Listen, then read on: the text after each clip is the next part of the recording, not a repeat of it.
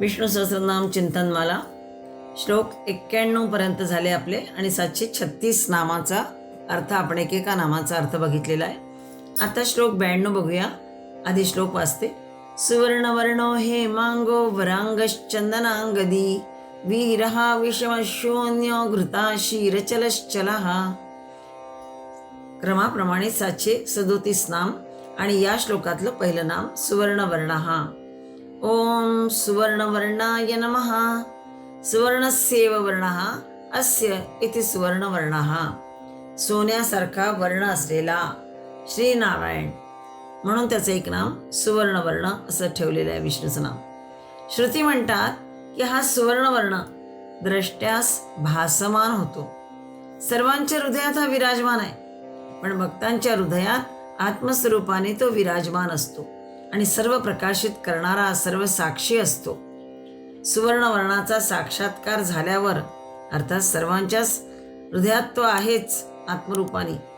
सर्वांना ज्ञान देतो म्हणजे प्रकाशित करणाराही आहे, सर्व साक्षीही तो असतो, पण भक्तांच्या हृदयात तो अधिक चांगल्या प्रकारे त्यांना प्रकाशित, त्यांचं ज्ञान प्रकाशित करणारा असंही असतो. म्हणून इथे भक्तांचं वर्णन जास्त यांनी केलेलं आहे. सुवर्णवर्णाचा साक्षात्कार झाल्यावर साधकाचे ज्ञान पूर्ण परिवर्तित होते. त्यानंतर मग तो ज्ञानी पुरुष सर्व गुणदोष मुक्त कर्मांचा त्याग करून अत्यंत शुद्ध निष्कलंक होतो आणि परमशांतीची अवस्था असा भक्त प्राप्त करतो किंवा असा साधक प्राप्त करतो. या श्लोकातील सुवर्णवर्णो हेमांगो वरांगश्चंदनांगदी हा श्लोकाच्या पूर्वार्धामध्ये आपण काय बघायला मिळतं आपल्याला की सहस्र जे आहे म्हणजे विष्णू सहस्रनामातलं जे म्हणजे सहस्र जे म्हटलं आहे विष्णू सहस्रनाम हे सूक्ष्माकडून स्थूलाकडे अथवा आभ्यंतराकडून बाह्याकडे वळले आहेत असं म्हणता येईल. आतापर्यंत निर्गुण निराकार अशाचं वर्णन होत होतं. आता इकडे सगळं वर्णन आभ्यंतराकडून बाह्याकडे वळलेलं आहे. सहस्रनामामध्ये जे सगळं हे निर्गुण सगुण साकार अशी जी गती झाली आहे ही गीतेचे अनुसंधान ठेवले आहे. असेच जसं आदित्य ज्योतिरादित्य हे सहस्र वचन आहे. आदित्यानाम अहम विष्णू ज्योतिषाम रविरंशमान हे सुद्धा गीतेमध्ये विभूती सांगताना आलेलं आहे वचन. यालाच अनुसरून हे सगळं म्हणता येईल. तथापि मुख्यतः त्याचा आधार काय वेदोपनिषदेच आहेत. सहस्रनामाच्या सुरुवातीला प्रास्ताविक भागात या नामांना ऋषिभिः परिगीतानि असं म्हटलंय. म्हणजे ही जी सगळी नामे आहेत ही गुणसंबंधी अर्थात गुणामुळे प्रवृत्त झालेले आहेत आणि त्यातील विख्यात प्रसिद्ध आहेत सगळी आणि मंत्र तथा मंत्रद्रष्ट्या मुनींच्या द्वारा परिगीत अर्थात सर्वत्र भगवत कथांमध्ये गायले गेलेले आहे. म्हणून सुरुवातीला सहस्रनामाच्या सुरुवातीला जे प्रास्ताविक भाग आलेला आहे त्यातलाच हा श्लोक आहे. म्हणून यातील ऋषिभिः परिगीतानि मधला परिगीतानि हे जे पद आहे हे मुख्यतः सामगायनाचा निर्देश करीत असलं तरी ते भगवद्गीता उपनिषदे यांचंही सूचन करीत आहे असं म्हणता येईल. प्रथम श्रुतीचा आधार देण्याची पद्धत, मग तो न मिळाला वा मिळून अधिक विशदीकरण करण्यासाठी मागावून मग स्मृतीचा आधार देण्याची पद्धत आहे. ती योग्यच आहे. सुवर्णवर्ण हे पद वेदांमध्ये हिरण्यवर्ण असे होते. सुवर्ण हे वेदात हिरण्या इतके प्रसिद्ध नाही. वेदांमध्ये हिरण्यवर्ण असं येतं वर्णन. त्यात हिरण्यवर्णाम हरिणीम श्री सूक्तातलं सुद्धा आपण पहिलाच ऋचा ही आहे हे वचन, ही ऋचा आलेली आहे. किंवा हिरण्मयेन पात्रेण इत्यादी वचने सुद्धा येतात. सुवर्ण हे मागावून नाम थोडं रूढ झालेलं आहे. पण हिरण्यवर्णम वा हिरण्मय पुरुष वा सुवर्णवर्ण म्हणजे काय? सुवर्णस्य वर्णैव वर्णो यस्य सहा सुवर्णवर्णः हा जो विग्रह आहे हा स्पष्टच आहे. म्हणजे सुवर्णासारखा वर्ण ज्याचा आहे असा जो तो सुवर्णवर्ण हा म्हटलाय, पण अर्थ स्पष्ट नाही. काय तो आत्मा सोन्याच्या किंवा चांदीच्या वर्णाचा आहे? शंका येते. सोन्यासारखा पिवळा का चांदीसारखा पांढरा आहे? तो परमात्मा खरं तर निरंजन आहे. तो परमात्मा रक्त, श्वेत, कृष्ण, पीत, प्रभाभिन्न, चिन्मय असा आहे, असाच वर्णन केलेला आहे. तेव्हा सुवर्णवर्ण पदाचा अर्थ दीप्त वर्ण असा समजवायचा. ज्वरद वर्णाला निकटचा म्हणून तो सुवर्णवर्ण असं म्हटलेलं आहे. बाकी तो कसा आहे? दीप्त वर्ण असाच आहे. तेजोमय, तेजोनिधी त्यासारखा सुवर्णाचा वर्ण असतो, म्हणून साम्य दाखवण्यासाठी की तसा तो आहे जो सुवर्णासारखा ज्याचा रंग आहे असा तो कसा आहे? दीप्त वर्ण, सगळा चिन्मय असा तो आहे. श्लोक 92 738 नाम बघतो आपण. हेमांगहा. ओम हेमांगाय नमः. हेमेवांगम वपुरस्येति हेमांगः. वपू म्हणजे याचं शरीर, ज्याचं अंग सोन्यासारखं आहे. हेम म्हणजे सोनं आणि सोन्यासारखा आहे तो हेमांग म्हणावा याचा. इथे अंग शब्द वस्तुतः अवयवाची नाही, म्हणजे एक एक अंग असा अर्थाने सांगितलं आहे तर शरीरवाची.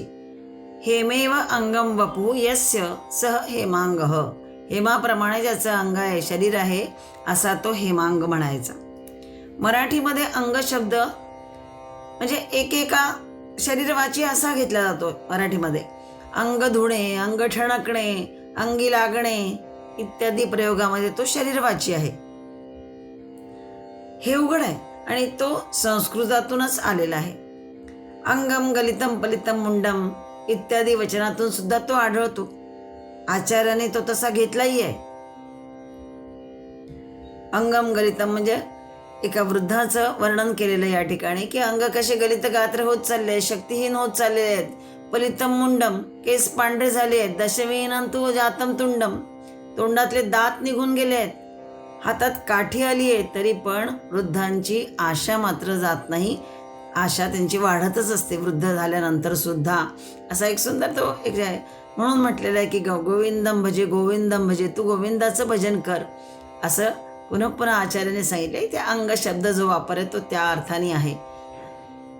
विष्णू खरं तर मेघवर्ण वर्णिलेला आहे. आपण शांताकारम भुजगशयनम हा श्लोक जो वाचतो त्यात गगनसदृशम मेघवर्णम शुभांगम असंच वर्णन भगवंताच्या अंगाचं आलेलं आहे. परमात्मा कसा आहे? चिद्घन आहे. त्याचं ते स्वरूप लक्षून त्याला हेमांग म्हणणं हे योग्यच आहे. अथवा हेमसहितानी अलंकृतानी अंगानी यस्य सहा. हेमसहितानी अलंकृतानी म्हणजे सोन्याच्या अलंकारांनी ज्याचं अंग सुशोभित झालेलं आहे असा तो. असंही करता येतं. आता लक्ष्मी ही विष्णूची पत्नी, सदैव त्याच्याजवळच म्हणजे लक्ष्मीनेच त्याच्या ठाई वस्ती केलेली आहे. सोनं या अर्थाने सुवर्ण तो सहजच मग हेमांग झालाच. हे त्याचं जे लक्ष्मीकांतत्व आहे हे दाखवण्यासाठी तो सर्वांगी सुवर्णालंकृत वर्णिला जातो. त्याच्या अंग प्रत्यंगातून लक्ष्मी ओसंडते आहे. नीलमण्याच्या सर्वांगातून जसं त्याचे बहुमूल्य आणि शोभा प्रकट होते, तसं मेघवर्ण हे विष्णूच्या अंगांगातून हेमांगत्व प्रगटत आहे. नीलमणीच आहे तो. मेघवर्णामुळे त्याचा रंग मेघवर्ण आहे म्हणजे तो नील आहे. आणि अनर्घतेमुळे म्हणजे अत्यंत मौल्यवान, ज्याला काही मोल नाही. अनर्घता म्हणजे काय? ज्याला काही मोल नाही असा तो मणी म्हणजे नीलमणीच तो जणू काही आहे. नीलमणी विष्णू सर्वांगी सुवर्ण म्हणजे समुज्ज्वल असल्यामुळे हेमांग म्हटलेला आहे. सेमंतक मणी हा सुद्धा एक अतिशय सोनं देणारा असा होता. सेमंतक मणी हा कोण काय होता? तर सत्राजित जो एक राजा होता, शक्तिशाली राजा यादवांचा सत्राजित, तो सूर्यदेवाचा अत्यंत भक्त होता. आणि त्याच्या भक्तीमुळे, सत्राजिताच्या भक्तीमुळे सूर्यदेवाने त्याला एक सेमंतक मणी दान दिला होता, म्हणजे प्रदान केला होता. दान नाही म्हणता येणार, प्रदान केला होता. आणि हा मणी कसा होता? प्रतिदिन 8 वेळा सोनं उत्पन्न करत होता. म्हणजे जवळजवळ 20 तोळे सोनं तो दिवसभरातून देत असे. हा सेमंतक मणी जरी सुवर्ण देत होता, पण हा असा हेमांग असा काही त्याच्या अंगांगातून निरंतर सुवर्णाची नदी वाहते असं नव्हता. तर तो मणी तेवढ्यापुरतं तो सुवर्ण देत होता, अशा अर्थाने तिथे घेतलंय.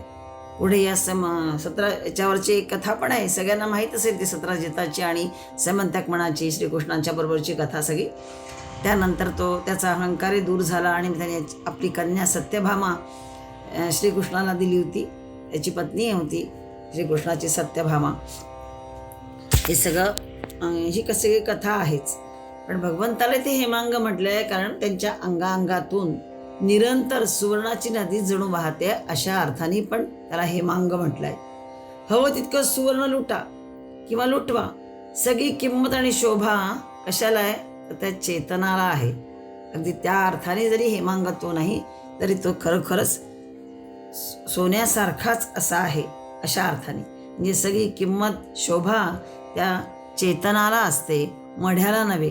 म्हणून तो कसा आहे चिद्घन परमात्मा हेमांग होय, असं वर्णन त्याचं आलेलं आहे. श्लोक 92. 739 नाम बघता आपण. वरांगहा. ओम वरांगाय नमः. वराणी शोभनान्यंगान्यस्येति वरांगहा.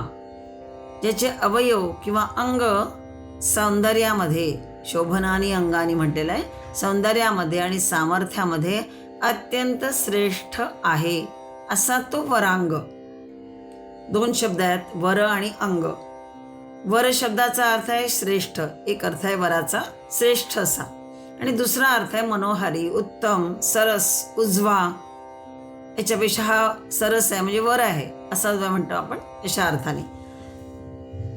किंवा आणखीनही एक अर्थ आहे वरचा, ईश्वराचा दिव्य आशीर्वाद. वर दिलाय भगवंतानी असं जेव्हा म्हटलं जातं तेव्हा ईश्वराचा दिव्य आशीर्वाद किंवा उपहार. 2-3 अर्थ आपण बघितले. मनोहारी, उत्तम, सरस, उजवा हा तर आहेच, पण श्रीनारायण सुंदर अंगे म्हणजे रूप असलेला असा असल्याने भक्ती मार्गातील योग्यांचे हृदय हरण करणारा आहे. आणि म्हणूनच वरम सुंदरम अंगम वपुः यस्य सहा वरांगः. ज्याचं शरीर म्हणजे मनोहारी आहे किंवा श्रेष्ठ आहे, उत्तम आहे, सुंदर आहे, असा तो सर्वांहून सरस वरांग म्हणावायचा. कोणतं अंग सुंदर म्हणावायचे? सौंदर्याची कसोटी काय? तारुण्य, आरोग्य, नैर्मल्य म्हणजे पावित्र्य, वेश, भूषौचित्य हे सगळं मौलिक सौंदर्यच आहे. यांनी युक्त तो सुंदर म्हणावयाचा. आता यासोबतच जर त्याच्या ठाई अव्यंगता, सौष्ठव, वर्णलावण्य हा गुणगण असेल, गुणगण म्हणजे गुणांचा समूह ज्याला म्हणता येईल, असा गुणगण असेल त्याला विशेष सुंदर म्हणावयाचे. यावर जर त्याच्या ठाई अनिंद्यता, दैवी गुण, ज्ञान या आंतरिक दिव्यतेचा प्रभाव वसत असला तर तो परमसुंदर म्हणावयाचा. पहिला गुणगण कसा आहे? पहिला गुणगण कोणता बघितला आपण तर तारुण्य, आरोग्य, नैर्मल्य, वेश किंवा भूषौचित्य जे काही असेल ते भूषण अलंकार सगळे, हा पहिला गुणगण आपण जर बघितला तर तो कसा आहे गणिताच्या भाषेमध्ये ते साधं सौंदर्य होय. दुसरा सौंदर्य वर्ग काय आहे तो बघितला आपण, तर दुसऱ्या सौंदर्यामध्ये सुद्धा काय अव्यंगता, सौष्ठव, वर्णलावण्य हा दुसरा, हा एक सौंदर्य वर्ग आहे. आणि तिसरा सौंदर्य घन होय. परमात्मा हा वरांग म्हटलाय याचं कारण तो परमसुंदर आहे. नुसताच सुंदर नाही तर परमसुंदर आहे. बाह्य हा जर अंतराचा प्रकाश मानला तर बाह्य कुरूपता ही अंतराच्या कुरूपतेचाच आविष्कार म्हणावायचा. अंतर जर सुंदर असेल तर बाह्य आविष्कार हा कसाही असला तरी सुंदरच म्हणावा लागेल. या दुहेरी कसोटीने अंतराचे सौंदर्य हे बैजिक ठरते, मौलिक ठरते, अपरिहार्य ठरते.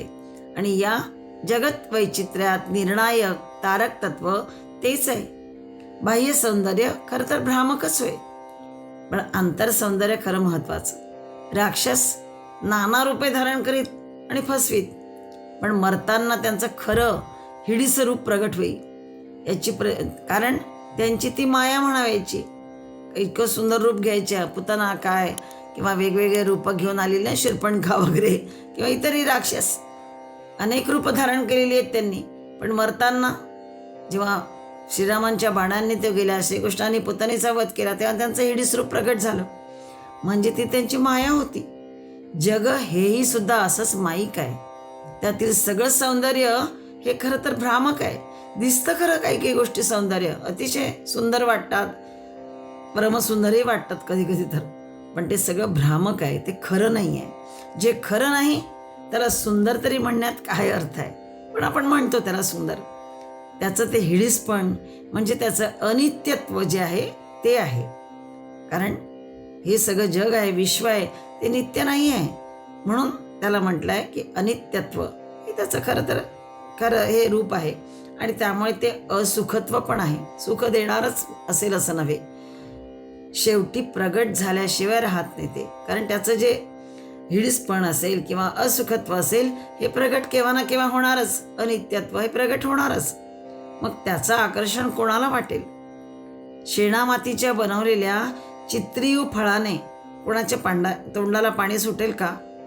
परमात्मा मृण्मय नाही, चिन्मय आहे.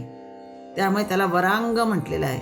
अत्यंत सुंदर, परमसुंदर असा तो. परमात्म्याची मूर्ती शेवटी खरं तर बोळवावीच लागते. मूर्ती केली तर बोळवावी लागते, पण जो मूळ आहे तो मात्र वरांगच होय. श्लोक 92. 740 नाम बघतो आपण. चंदनांगदी. ओम चंदनांगदिने नमः. चंदनैः आह्लादनैः अंगदैः केयुरैः भूषित इति चंदनांगदी. ज्याचे शरीर चंदनाच्या उटीनी आणि बाहुभूषणांनी सुशोभित झालेले आहे असा तो चंदनांगदी परमात्मा म्हणावायचा. इथे काहींनी असा अर्थ केलाय की चंदन म्हणजे आनंद देणारे, आणि अंगदी असे दोन पद आहे याच्यामध्ये, चंदन आणि अंगदी.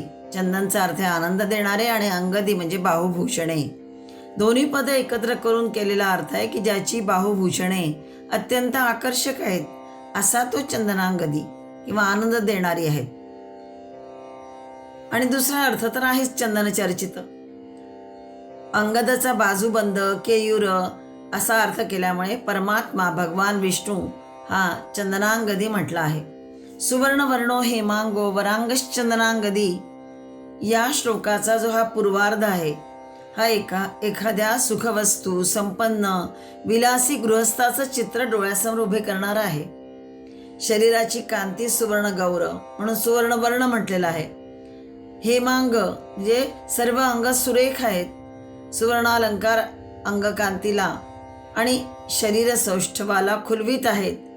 वरांग म्हटलेला पुन्हा अत्यंत श्रेष्ठ असं ज्याचं संपूर्ण सर्वांग आहे, दिसायला उत्तम आहे, सुंदर आहे. आणि पुन्हा चंदनांगदी अशा प्रकारे याच्या सुगंध असलेली चंदनाची उटी त्याच्या शरीराला खुलवीत आहे. म्हणजे बाहेर पण शोभा देत आहे आणि शीतलता पण देत आहे. याहून अधिक सुखरूप ते काय असायचं? अधिक आल्हाददायक काय असणार? परमात्म्याचे हे सुखरूपत्व मनुष्य आपल्या मापाने मापतो आहे. त्याचे सारे स्पृहणीय आहे, सारे भोग्य ज्यात त्याने रेखाटलं आहे. आणि परमात्माच हा असा स्पृहणीयतम म्हटला असल्यामुळेच सर्व उच्चावच स्पृहणीयांचा त्याच्या ठाई सहज समावेश आहे. मग त्या निराकार निरंजनाला सुवर्णवर्णो हेमांगो वरांगश्चंदनांगदी म्हटलं तर गैर काय आहे? नभ पतंत्यात समम पतत्रिणाः असं एक वाक्य आहे की कावळा आपल्या कुवतीप्रमाणे आकाशात उडतो, हंसही आपल्या शक्तीनुसार भरारी मारतो. कावळा काय म्हणतो? कावळा म्हणतो आकाश 400 कोस पसरलेला आहे.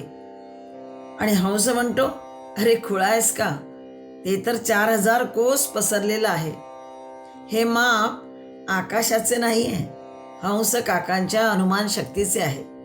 हे वर्णनही असंच आहे, हंस काकीय मानवी सुखकल्पनेचं आहे.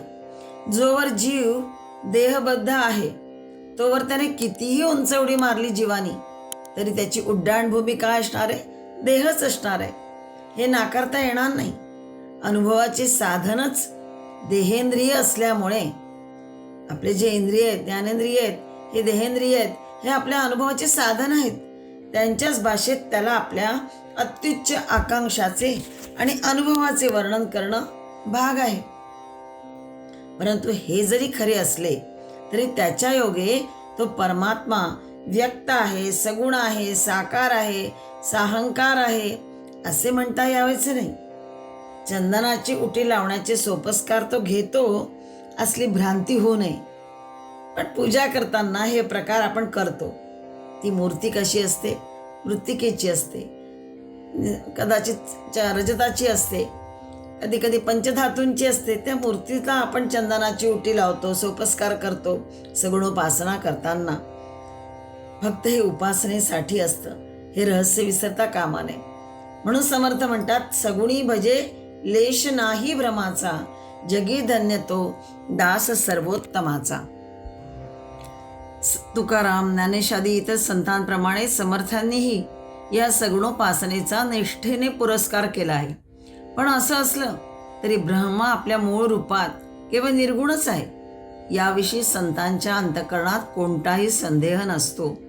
आणि म्हणून लोकसंग्रहासाठी सगुण भजनाचा अवलंब करीत असतानाही त्यांच्या अंतःकरणामध्ये ज्ञानभक्ती ही अंततोगत्वा एकरूपच असते. आणि ब्रह्म हे अवाङ्मनस गोचर असून केवळ सत्ता मात्र आहे. आणि या ब्रह्मा व्यतिरिक्त काहीही कोठेही कधीही अस्तित्वात नव्हते, नाही आणि येणारही नाही, याविषयी संत मात्र पूर्णपणे निशंक असतात. असा जो महापुरुष तो परमेश्वराचा भक्त धन्य होय, असं समर्थांनी जे वर्णन केलेलं आहे की सगुणी भजे लेश नाही भ्रमाचा. कुठेही त्यांना त्या ठिकाणी असे हा कुठलाही भ्रम नसतो. मग पण सगुणोपासनेमध्ये ते त्याला चंदनांगदी, चंदनचर्चित, वरांग आदी रूपाने त्याला कल्पून त्याचे पूजनही करतात किंवा त्याला पूजितात. आपल्या पदामध्ये तुकाराम महाराज म्हणतात, मकर कुंडले तळपती श्रवणी, कंठी कौस्तुभ मणी विराजित, तुका म्हणे माझे हेची सर्व सुख, पाहिन श्रीमुख आवडीने. संपूर्ण विठ्ठलाचं वर्णन करत त्यामध्येच कसं मन रमतं हे दिलंय.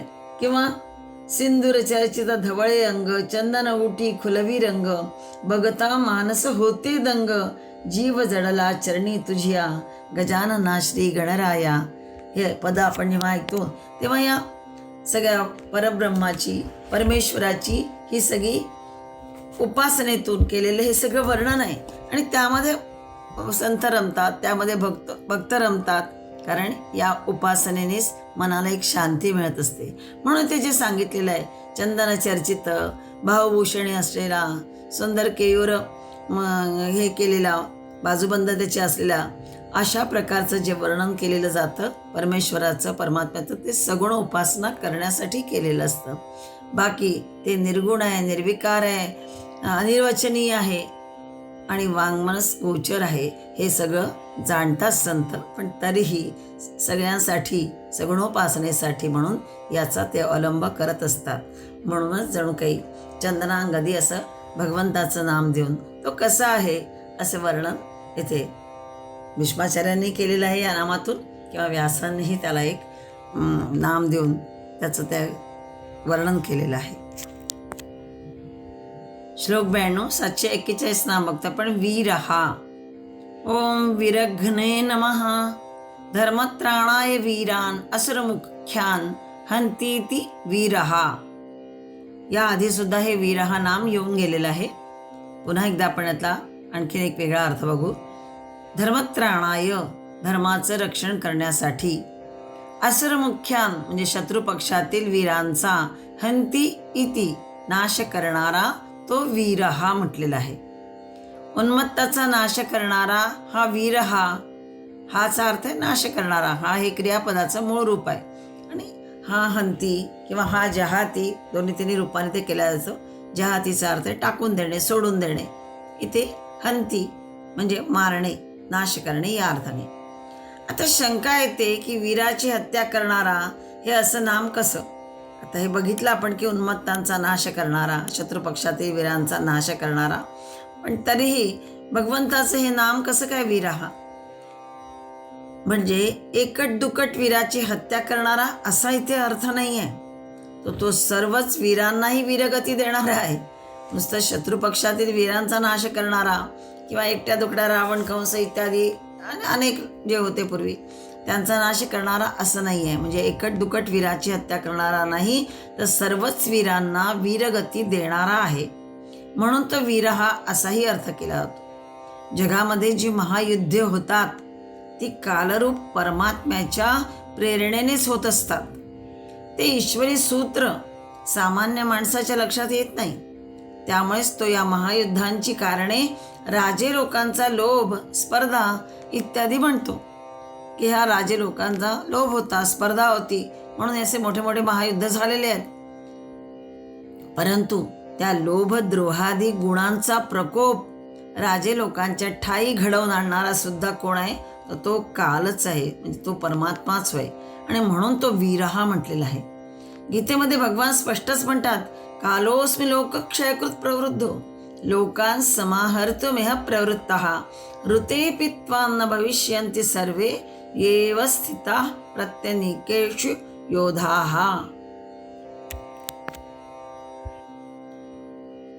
गीतेच्या 11व्या अध्यायामध्ये भगवंत स्वतःच हे सगळं सांगतात की कालोस्मि लोक, मी कसं आहे, लोकांचा संहार करणारा काळ आहे.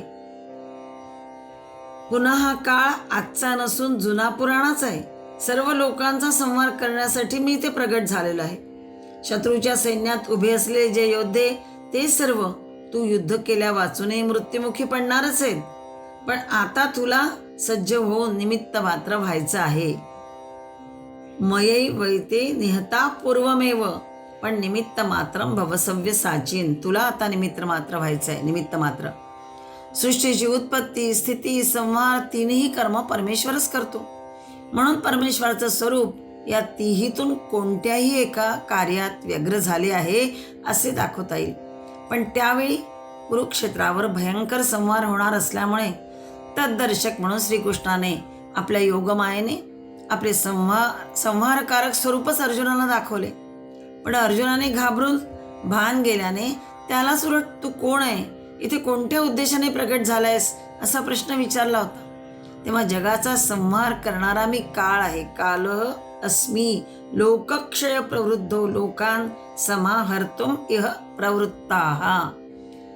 या सगळ्या जगाचा संहार करणारा मी आहे आणि त्यासाठीच मी ते प्रगट झालेलो आहे. कुरुक्षेत्रावर संहाराचे कार्य करण्यासाठी यावेळी आम्ही आलो आहे. या सर्व सैन्याचा संहार करण्याचं कार्य मी करणारच आहे. पण तुझ्या वाचून माझं हे कार्य तुटून राहील असं समजू नकोस. पण तुला मात्र इथे निमित्त मात्र पुढे करून हा संहार करणारच आहे आणि तुला यश देणार आहे, हे इथे भगवंताने तिथे त्यावेळेस सांगितलेलं होतं. मी काळानेच त्यांना ग्रासनाचे ठरवून टाकल्याने ते वस्तुतः नष्ट झाल्यासारखे आहेतच. तथापि लौकिकदृष्ट्या त्यांच्या मरणाला तू कारणीभूत होऊन हा लौकिक मिळव आणि राज्याचा धनी हो, असं अर्जुनाने भगवंताने अर्जुनाच्या शंकेला म्हणून उत्तर दिलेलं होतं. पुन्हा आणखी वीरहा हा कसा असतो? वर्षाकालाला म्हणजे तृणधान्य अंकुरून वाढू लागतात, शरद ऋतूत ती भरतात आणि हेमंत शिशिरामध्ये त्यांची सवंगणी होते. हे सर्व कालकर्तृत्वच आहे. महान नरसंहारही असाच कालकृत आहे. तो माणसाच्या म्हणण्याने होत नाही. म्हणून तो कालस्वरूप परमात्मा चंदनांगदी म्हणावयाचा, वीरहाही सुद्धा म्हणावयाचा. जसं चंदनांगदी म्हणजे आनंद देणारा, चंदन चर्चित उटी लावून जो मनाला आनंद देतो, शीतलता देणारा जणू काही असून ज्याची शोभाही वाढवते, असाही तो आहे. पुन्हा वीरहा सुद्धा तोच आहे. म्हणून शंकराचार्यांनी इथे म्हटलंय की धर्मत्राणाय वीरान असुर मुख्यान हिरण्यकश्यपू प्रभृतीन रागादींश्च हंतीति वीरहा. पुन्हा असे म्हटलेलं आहे पुढे, म्हणजे आपल्यामध्ये आत असणारा जो राग इत्यादी षड्रिपू आहे आपल्यामध्ये, त्यांचा सुद्धा हनन करणारा आत्मस्वरूपात जो आपल्यामध्ये असतो, तो जणू काही लोभ, क्रोध, मोह जो आपल्यात जर वाढला असेल आणि खऱ्या अर्थाने एखादा त्याला शरणागत झालेला असेल किंवा शरण गेलेला असेल की मला आता यातनं सोडो, तर हाच आत्मस्वरूपात असणारा या सगळ्या रागादींचा सुद्धा नाश करणारा आहे, वीर हा आहे. आपल्यात असलेल्या रागद्वेषादींना सुद्धा हा नष्ट करतो. फक्त त्याला शरण गेले तरच. श्रद्धायुक्त होऊन जो त्याला नित्य भजतो त्याचे षडविकार दूर करणारा हा भगवंत वीरहाच म्हणावयाचा. याआधी 166 नाम सुद्धा हे वीरहा येऊन गेलेलं आहे. श्लोक 92. 742 नाम बघतो आपण. विषमहा. ओम विषमाय नमः. समो नास्य विद्यते सर्व विलक्षणत्वादी इति विषमहा. ज्याच्यासारखा दुसरा कोणीही नाही. समह न अस्य विद्यते म्हटलं आहे. सम म्हणजे सारखा, न अस्य, अस्य म्हणजे याच्यासारखा, ज्याच्यासारखा दुसरा कोणीही नाही. आणि सर्व विलक्षणत्वादिती, सगळ्या वेगळ्यापणामुळेच भगवंत कसा आहे, कोणासारखा नाही, त्याचं वेगळेपण वेगळंच आहे. ज्याच्या त्याच्या कर्माप्रमाणे भोग देत असल्यामुळे व्यवहारतः ज्याच्या कृतीत वेगवेगळेपणा सुद्धा दिसतो, परंतु भगवंता समान कोणीही नाही. वेगळेपण आहे, सर्वाहून तो विलक्षण सुद्धा आहे. म्हणून त्याचं एक नाम विषमहा म्हटलेलं आहे. अर्जुनाने सुद्धा विश्वरूप बघून म्हटलेलंच आहे, न तत् समस्तोऽभ्यधिक कुतोऽन्यो लोकत्रेप्य प्रतिम प्रभाव. या त्रैलोक्यामध्ये आपल्यासारखाच कोणीही नाही. आपला प्रभाव कसा आहे, अतुलनीय आहे. लोकत्रे अपि अप्रतिम प्रभाव. परमेश्वरा वाचून अधिक श्रेष्ठ या विश्वात कोणी असणंच शक्य नाही. हे पटण्यासारखंच आहे. कारण अखिल जगाचा स्वामी, अनंत ब्रह्मांडाचा नायक हा परमात्मा एकच असला पाहिजे, हे उघड आहे. कारण एकाच विश्वाचे स्वामी जर अनेक असले तर सृष्टीचा व्यवहार सुरळीतपणे चालणं शक्य होणार नाही. प्रत्येकाची मग नियम पद्धती वेगळी, सृष्टी उत्पत्तीचा लय, स्थिती, कल्पना प्रत्येकाच्या वेगवेगळ्या भिन्न भिन्न राहिल्या असत्या. त्यामुळे विलक्षण गोंधळ माजून राहिल्याशिवाय कधीच राहिला नसता, गोंधळच झाला असता. सर्वांमध्ये श्रेष्ठ असलेल्या त्या महाविष्णूलाच परमेश्वर म्हणावायचे. म्हणून तत्सम कोणी श्रेष्ठ असूच शकत नाही. अपरंपार सामर्थ्य संपन्न अद्वितीय शक्तीलाच परमेश्वर संबोधणे उचित होईल. आणि म्हणून या परमेश्वराचा प्रभाव कसा आहे, अतुलनीय आहे. त्यासम कोणी नाही, त्यासम कोणी नाही, म्हणून तो विषम म्हणावयाचा. आता विषमचा जर व्युत्पत्तीने अर्थ बघितला तर विगतः समः यस्य सहा. विगतः सम म्हणजे यातून गेलेला आहे, काय, सारखेपण, असा जो तो विषम, म्हणजे ज्याला सम म्हणजे जोड नाही असंही घेतलं येते. त्याला कोणी जोड नाही, तो विषम. तत्तुल्य कोणी नाही, म्हणून तो निरुपम. श्रुतीने तर म्हटलंय की न तस्य प्रतिमा असती. तसंच स्मृतींनी, जसं श्रुतीने म्हटलंय तसं स्मृतीने म्हटलंय. तेच आता मग अशी जे बघितला पण्णत्व समस्तोऽभ्यधिक कुतोऽन्यो गीतेमध्ये हे आलेलं आहे. म्हणजे या विश्वामध्ये परमसत्तेहून वेगळी दुसरी सत्ताच नाही. कोणत्याही दृष्टीने तो मुलखा वेगळाच आहे. कोणी कोणी अविषम असा एक पाठभेद केलाय, विषम न घेता अविषम म्हटलंय. परमात्मा सर्वांतर्यामी, सर्वात्मभूत, सर्वांचा निजात्माच असल्यामुळे तो सहजच अविषम म्हणजे सर्वांना समान, सर्वांना सानुकूल झाला आहे. द्वितीयाद्वै भयम भवती. दुसरा असेल तर वाद विरोध विग्रह होईल. पण जिथे अभेद आहे, अद्वैत आहे, ऐक्य आहे, तिथे वादच खुंटला. दुसरा एक दुसरे दोन समोर असले एकमेकांच्या किंवा द्वैत असेल तर तिथे वाद होईल, विरोध होईल. पण जिथे अभेद आहे, अद्वैत आहे, ऐक्य आहे, तिथे हा वाद असणं शक्यच नाही. तिथे सर्व संवादच. वैषम्याला, विरोधाला, विग्रहाला तिथे कायमचा पूर्णविराम मिळालाय.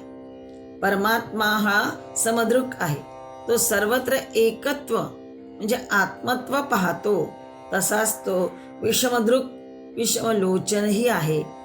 त्याच्या समदृष्टीची, आत्मदृष्टीची बरोबरी दुसरी कोणतीही नि कोणाचीही दृष्टी असू शकत नाही. म्हणून तो कसा आहे, विषम. विषम आहे तसं अविषम ज्यांनी कोणी पाठभेद केलेला आहे तोही म्हटला जाईल. अविषम म्हणजे विषय नाही असा जो तो, कोणी दुसरा त्याच्यासारखा सम नाही असा जो तो, समह न अस्य विद्यते, आणि विलक्षणत्वात म्हणून विषम असं म्हटलेलं आहे. आणि अविषमचा अर्थ घेतला तर सर्वांना तो समान आहे, कोणाशीच तो वैरभाव किंवा कोणाशी द्वेष करत नाही किंवा कोणी त्याला अतिप्रिय नाही, सगळ्यांशी तो समान वागतो, सर्वांशी अनुकूल असतो, सर्वांसाठीच तो अनुकूल आहे असाही अर्थ, दोन्ही अर्थ ते घेता येईल. श्लोक 92. 743 नाम बघतो आपण. शून्यः. ओम शून्याय नमः. सर्व विशेषरहितत्वात् शून्यवत शून्यः. शून्याचा अर्थ काय? काहीही नसणे. या ठिकाणी अस्तित्व नाही अशा 3 अवस्था आहेत. त्या म्हणजे अनुभवांची जी साधनं आहेत आपले, आपण ज्यांनी अनुभव घेतो ती साधने कोणती? तर शरीर, मन आणि बुद्धी यांनी त्याला जाणता येत नाही. म्हणजेच अनुभवांची साधने जी आहेत ती सगळी इथे अनुभव क्षेत्रांचा अभाव आहे. शून्य म्हणजे अभावरूप नव्हे तर सर्व विशेष रहित, म्हणून त्याला शून्य म्हटलंय. सर्व विशेष रहितत्वात हे आचार्यांनी जे भाष्य केलंय, सर्व विशेषांनी रहित म्हणून तो शून्य. म्हणजेच काय? तर तो सत किंवा असतही नाही, म्हणजे आहे किंवा नाही या भावाच्या पलीकडील असल्यामुळे, इंद्रियगम्य ज्ञानांच्या पलीकडे असल्यामुळे, जे इंद्रियगम्य आहेत आपले ज्ञान करणारे, जी शरीर, मन, बुद्धी यांनी आपण बघू शकतो, अनुभवू शकतो, त्याच्याही तो पलीकडे आहे. गुणरहित आहे. त्रिगुण त्याच्या ठाई नाही, म्हणजे गुणांनी रहित आहे तो. आकार नाही, आकाररहित असल्यामुळे कोणत्याही प्रकाराने वस्तुतः वर्णन करून सांगता येत नसल्यामुळे ब्रह्माचे वर्णन शून्य या शब्दाने केले जाते. याचा अर्थ वर वर्णन केलेल्या वस्तुस्थितीमुळे ते शून्यासारखे आहे असं म्हणून ब्रह्माची जी काही वस्तुस्थिती आहे तिच्या जवळ वर्णनाच्या साह्याने जाण्याचा एक प्रयत्न आहे. शून्य शब्दाचा अर्थ अभावात्मक नाही. शून्य हे नावही एक प्रकारे ब्रह्माचे तटस्थ लक्षण म्हटलेलं आहे. आता परमात्मा हा सर्व विशेष रहित असं म्हटलंय, तर शून्यासारखा, आकाशासारखा असं जर म्हणता येईल तर आकाशालाही शून्य म्हटलं जातं. पण ते कसं आहे? शून्यम, ते आकाश म्हणतो आपण, म्हणजे नपुंसकलिंगी असं त्या अर्थाने म्हणतो आपण, म्हणून तिथे शून्यम म्हटलं जाईल. परमात्म्याला आपण पुल्लिंगी म्हणजे तो परमात्मा म्हणतो, म्हणून इथे शून्य म्हटलेलं आहे. हाही भेद आहे थोडासा. आकाश हे शून्य म्हटलं असलं तरी ते अवकाश रूप म्हणजे शब्दगुण आहे. आकाशाचा गुण काय आहे? शब्द, म्हणजे शब्दगुण आहे, म्हणजे सविशेष आहे. तसा हा परमात्मा नव्हे. त्याला कोणत्याही पदाने विशिष्ट करता येत नाही. त्याला आहे नाही सुद्धा म्हणता येत नाही. गीतेमध्ये या अर्थाचा एक श्लोक पण आहे 13व्या अध्यायात 12वा श्लोक. ज्ञेय तत् प्रवक्ष्यामि यज्ञात्वामृतमश्नुते अनादिमत् परम ब्रह्म न सत् तन्ना सदुच्यते न सत् न असत् तत् उच्यते. म्हणजे तो सत पण नाही आणि तो असत पण नाही असं म्हटलं जातं. इथे अनादिमत पण म्हटलेलं आहे कालच्या ओळीत या श्लोकामध्ये, म्हणजे ज्याच्या पूर्वी आणखी दुसरं कोणीही आणि काहीही नव्हते. सर्वांच्या पूर्वी स्वतः सिद्ध स्वयंभू असं असलेले जे ते, म्हणून त्याला अनादिमत म्हटलंय. आता ते ब्रह्मतत्व आणखीन कसं आहे हे सांगतात ते पुढच्या चरणामध्ये, की ते नसत तन्ना सदुच्यते, म्हणजेच ते सतही नाही आणि असतही नाही, म्हणजे परस्पर विरोधी आहे. म्हणून त्याचा अधिक विचार केला पाहिजे. काय म्हणायचं त्यांना? तर सत म्हणजे असणे, अस्तित्व असणे या अर्थाने, अस्तिभावाने त्या वस्तूचं अस्तित्व मान्य करणे. त्याचप्रमाणे असत म्हणजे सत नाही आहे, अस्तिभावाने जे नाही ते असत, म्हणजे ती वस्तू नाही असं जे म्हणणं असते तो त्या वस्तूचा असत भाव आहे. म्हणून न सत न असत उच्यते, त्याला सत पण म्हणता येत नाही आणि असतही म्हणता येत नाही. तेव्हा ब्रह्म आहे व ब्रह्म नाही असं म्हणण्याने ब्रह्माचा वस्तुतः उदय किंवा अस्त होत नाही. ब्रह्मज्ञान हो वा न हो, पण ते ब्रह्म आहे असं म्हटले तर ते इंद्रिय गम्य झाले पाहिजे. आहे म्हटलं तर, पण इंद्रियांना तर ते दिसत नाही, इंद्रियांना ते जाणवत नाही, कळत नाही. तसंच जर नाही म्हटलं तर काय नाही म्हणजे काहीतरी दाखवावं लागेल की नाही, काय नाही ही जी जाणीव ठेवून मग ते नाही असे म्हणावे लागते. म्हणजे बुद्धीला ते आकलनही होत नाही किंवा आकलन न होणारे असल्याने वाणीनी अभिव्यक्ती करता येत नाही, म्हणजे अनिर्वचनीय आहे. अन्यथा बुद्धीच्याही पलीकडे ते आहे. म्हणून ते आहे असेही नाही आणि नाही असेही नाही, म्हणजे सत पण नाही आणि असत पण नाही. मूर्त आणि अमूर्त ही दोन्हीही ब्रह्माची स्वरूपे आहेत असं उपनिषद सांगते. माऊली तर म्हणतात की नाही म्हणो जाईजे तब विश्वाकारे देखीजे. विश्व ऐसे म्हणजे तरी हे माया, आणि साचची जरी नाही तरी महदादी कवनी ठाई, स्फुरत कैची काही तेणे विण. म्हणजे जर नाही म्हणायला जावे तर या विश्वाच्या आकाराने ते दिसते, आणि जे ब्रह्म विश्वच आहे म्हटलं तर हे जे विश्व आहे हे काय आहे? मिथ्याभास आहे. म्हणजेच काय, सर्व निषेधून जे शेष राहते ते शून्य होय. त्याचा निषेध कसा होणार? वैदिकाने त्याला ब्रह्म म्हटले आहे, त्याचाच गौरव ते निषेध शेषो जयतात अशेषहा म्हणून करतात. ज्ञानदेव महाराज त्याला निर्शून्य असं म्हणतात.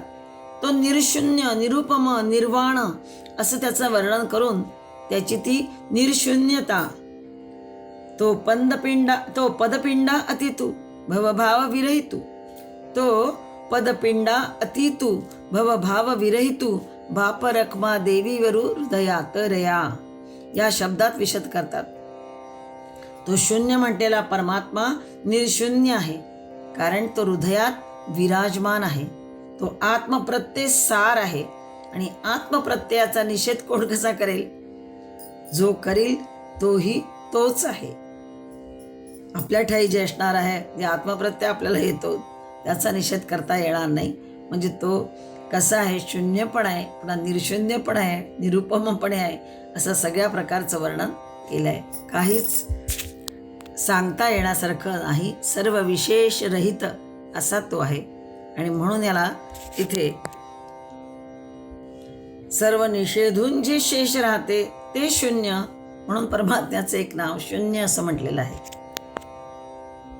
श्लोक 92. 744 नाम बघता आपण. घृताशीही. ओम घृताशिषे नमः.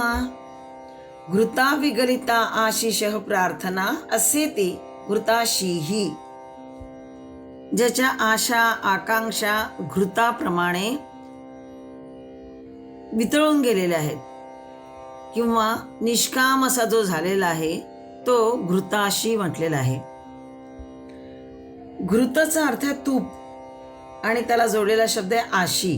असे दोन पद आहेत त्यामध्ये. आशीचा अर्थ आहे प्रार्थना, कामना, आणि ज्याच्यात या नाहीत तो घृताशी असं म्हटलंय. आता घृत म्हणजे काय?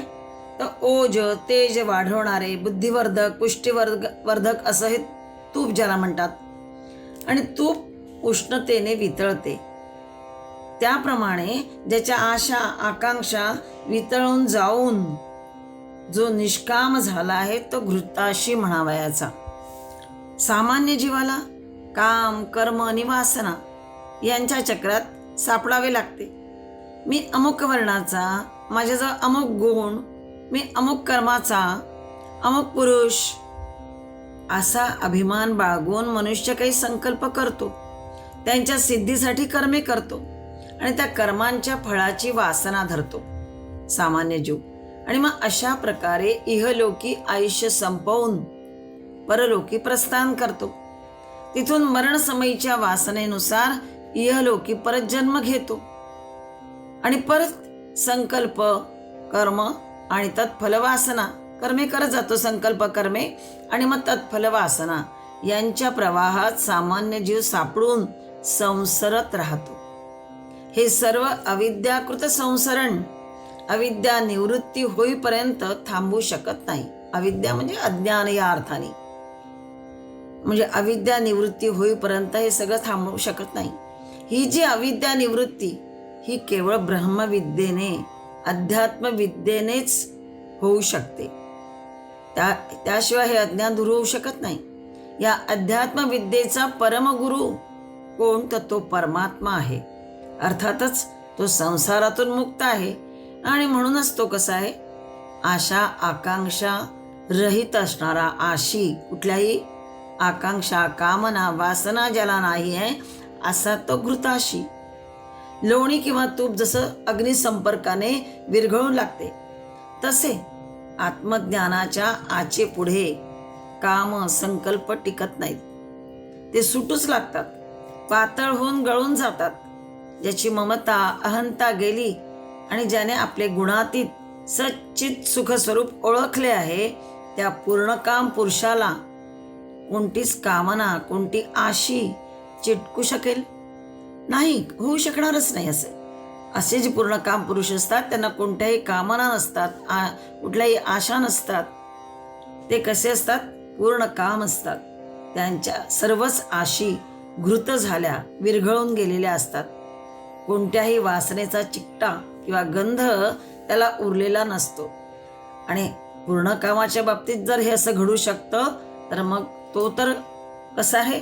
परमात्मा, अध्यात्मविद्येचा, आत्मज्ञानाचा परमगुरूच आहे परमात्मा. मग तो तर घृताशी म्हणावा याचाच. पण पूर्णकाम पुरुष सुद्धा जे असे असतात ज्यांना हे सगळं अध्यात्मविद्येचं ज्ञान प्राप्त झालेलं असतं, सगळं अज्ञान त्यांची अविद्येची निवृत्ती झालेली असते, त्यांच्या बाबतीत जर हे सगळं घडू शकतं, तर तो जो परमात्मा आहे, जो परमगुरु, तो तर घृताशीच होय. श्लोक 92, 745 नाम बघता पण. अचलः.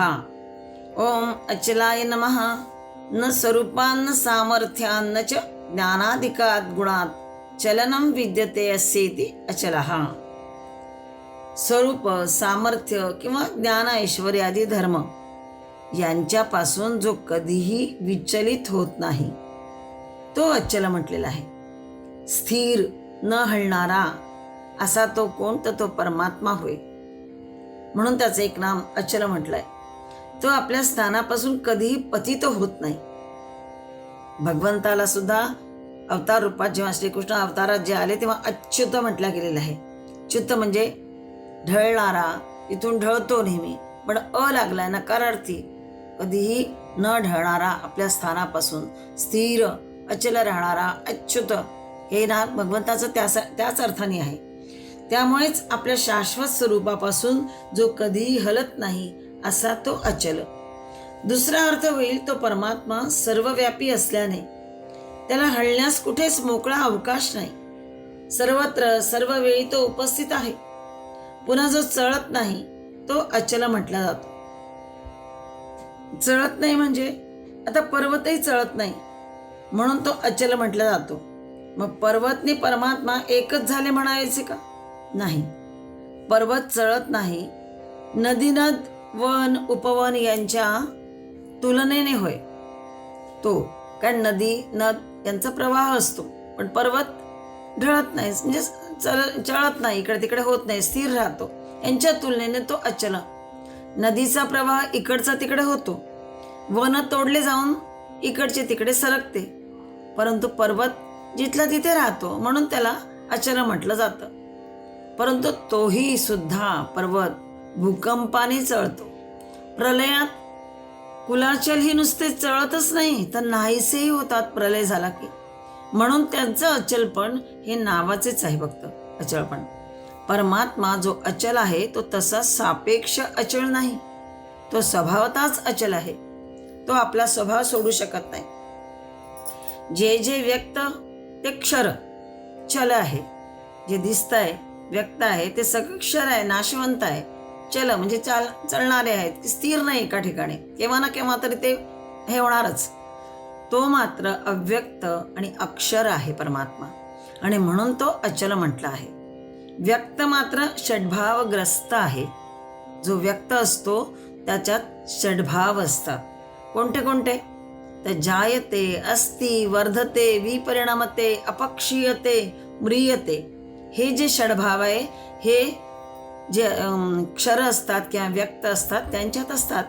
जायते म्हणजे जन्म घेणे या अर्थाने, अस्ति म्हणजे असणे, वर्धते म्हणजे वाढणे, विपरिणमते म्हणजे थोडा थोडा बदल होणे, अपक्षीयते म्हणजे झीज होणे, कमी कमी होणे, आणि नंतर म्रियते म्हणजे नष्ट होणे. ह्या षड्भावातून व्यक्त आणि हे असतात, व्यक्त असतातच, पण हा या सगळ्यातून मुक्त आहे परमात्मा. म्हणून तो अचल म्हटला आहे. तो चयापचय रहित कूटस्थ आहे. त्याच्यावर सर्ग प्रलयांचा काहीही परिणाम होत नाही. सर्गकाली परमात्मा वाढतही नाही आणि प्रलयकाली तो घटतही नाही. बाकी सगळे सर्गकाली वाढतात, वृद्धिंगत होणं काय जे असं आता बघितलं आपण या भावावस्था त्या जायते, अस्ति, वर्धते, वर्णते, अपक्षीयते इत्यादी. प्रलयकाली त्यांचा नाश होतो, नष्ट होतात. त्याच्यावर सुखदुःखाचा परिणाम मात्र कुठलाही होत नाही. त्याला कोणत्याही द्रव्याने वा क्रियेने सुख होत नाही. स्तुतीने तो गर्व पावत नाही किंवा निंदेने त्याला लघुत्व येत नाही. धिक्कारिता धिक्कारवेना महापुरुष असं जे म्हटलं जातं महापुरुषांना, तसाच हा कोणी कसा आहे हा महापुरुष म्हणजे हा परमात्मा कसा आहे? अचल. सारांश कोणत्याही शक्तीची मात्रा त्यावर चालत नाही आणि म्हणून तो अचलवत अचल म्हटला आहे. तो सदैव स्वे महिमने प्रतिष्ठित आहे. समुद्रमाप प्रविचन स्थित प्रज्ञाचे लक्षण सांगत असताना आपूर्यमाणम अचल प्रतिष्ठम असा जो उल्लेख त्याच्यासाठी केलेला आहे तो याच अर्थाने आहे. म्हणजे परमात्माचा हा गुण जणू त्या स्थित प्रज्ञांसाठी वापरलेला आहे. परमात्मा हा असा स्वे महिमने प्रतिष्ठित आहे, अचल प्रतिष्ठा आहे. श्लोक 92 746 नाम बघतो आपण. चलहा. ओम चलाय नमः. वायुरूपेण चलतीति चलहा. परमात्म्याचं हे एक नाम चलहा. चल म्हणजे हलणारा. यापूर्वीचं नाम होतं अचलह आणि आता ही एक संज्ञा चल म्हणजे एका पुढे एक मांडून आपल्याला असं सुचवलं आहे की द्वैताने किंवा अनेकतेने भरलेलं हे जग आपल्याला अनुभव साधताना सतत बदलताना दिसत असलं तरी ते त्या अचल परमात्म्याचेच एक बाह्य रूप आहे. शरीर, मन, बुद्धी यांच्या निरपेक्ष अवस्थेत अनंत परमात्म्याचा अनुभव अचल असा आहे. तर साधनांच्या सापेक्ष भूमिकेमध्ये तो चल आहे असं भासतो. शरीर, मन, बुद्धीने तो कळत नाही, अभावरूप सगळं आहे आणि म्हणून त्याला तिथे अचल म्हटलेलं आहे. अनिर्वचनीय आहे, दाखवता येत नाही, आकार रहित आहे, गुणरहित आहे म्हणून. आणि आता इथे साधनांच्या सापेक्ष भूमिकेमध्ये तो चल आहे असं भासतं. जसं एखादा प्रवासी गतिमान वाहनातून प्रवास करत असतो तेव्हा तो अचल असला तरी वाहनाने मर्यादित असल्याने चल भासतो. म्हणून शंका घेणारे म्हणतात ज्याला अचल म्हटले त्याला चल कसं म्हणायचे? आधीचं नाम अचल आणि आता चल, पुन्हा तेही एका दमात. घृताशीर चलश्चलहा अशी जे अर्धा चरण आहे या श्लोकाचा तो. पण उत्तर हेच आहे की ते आत्मतत्व असंच आहे. त्यात सर्व विरोध मावळतात. चलन म्हणजे काय? चलन म्हणजे देशतः कालतः व्यापन. परमात्मा हा अनंत आहे. त्याने सर्व दिशा व्यापून टाकल्या आहेत आणि सर्व काल व्यापून टाकला आहे. आता त्याला काही व्यापायचे उरले नाहीये म्हणजे तो आता कुंठित झाला आहे असं म्हणता यायचं नाही. तसं म्हटल्यास तो मग सावयव होईल, समर्याद होईल. पण तो तर अखंड आहे, अनंत आहे. याचाच अर्थ असा की त्याचे व्यापन अखंड चालू आहे. काल सारखा चाललाय, बदलतोय, दिशा सारख्या विस्तारत आहेत. हे अनंतत्व म्हणजे चलत्वच नव्हे का? हे जे वाढतंय, पुढे पुढे सरकतंय, दिशा सारख्या विस्तारत आहे, हे या अनंतत्वाचे चलत्वच नाही आहे का? हेच प्रतिक्षण वर्धमान अविच्छिन्नम सूक्ष्मतरम अनुभव रूपम म्हणून वर्णिलेले आहे. परमात्मा हा सर्वतोनंत रूप आहे. याचाच अर्थ असा की देशतः कालतः आणि वस्तुतः त्याची सारखी वाढ होत आहे. आजही तो अनंतच आहे आणि पूर्वीही तो अनंतच होता, कारण त्याचा अंत कधी कुणाला लागला नाहीये. अनंत, अंत म्हणजे शेवट, पण अंत, अंत अंत म्हणजे अनंत. जो न मधला आहे, अन उपसर्ग आणि न अंत असं म्हणता येईल, पण अनंत न पूर्ण झालेला आहे, म्हणजे ज्याचा कधीही कोणाला अंत लागला नाही. इतकंच नाही तर लागणं शक्यही नाही, म्हणून तो अनंत म्हटलाय. कारण तो अव्यक्त आहे, निर्गुण आहे, निराकार आहे, अक्षर आहे. अक्षर म्हणजे नाश होणे, अक्षर म्हणजे अविनाशी. त्याचं हे अव्यक्तत्व किंवा अक्षरत्व म्हणजेच त्याचे सर्वतोनंतत्व आहे. प्रतिक्षण वर्धमानत्व म्हटलेलं आहे. आणि हे त्याचं अकुंठत्व म्हणजेच त्याचं चलत्व होय. त्याला कुंठा नाही. कुंठा नाही म्हणजे त्याला अंत नाही असं म्हटलंय. म्हणजे सारखी त्याची प्रगती होत आहे हे उघड आहे. ज्याला कुंठा नाही असं जेव्हा म्हणतो तेव्हा त्याची सारखी प्रगती होत आहे हे उघड आहे. व्यक्तीचा गतीला मर्यादा अटक संभवते. व्यक्तीच्या बाबतीमध्ये गती आहे, त्याला मर्यादा असतात, तिथे हे असतंच. पण अव्यक्ताला ही संभवत नाही. ही जी अटक आहे ही अव्यक्ताला संभवत नाही. व्यक्तीच्या गतीला मर्यादा आणि अटक आहे, पण अव्यक्ताच्या बाबतीत नाही. म्हणून परमात्मा चल म्हणावयाचा. मंडलात दोन परस्पर विरुद्ध आणि सुदूर टोके जशी एकत्र मिळतात, तसे चलाचलत्व परमात्म्याच्या ठाई एकाकार झालेले आहे. म्हणून भगवंताचं आधीचं नाव अचलही आहे आणि इथे चलही म्हटलेलं आहे. सगळं काही तोच आहे.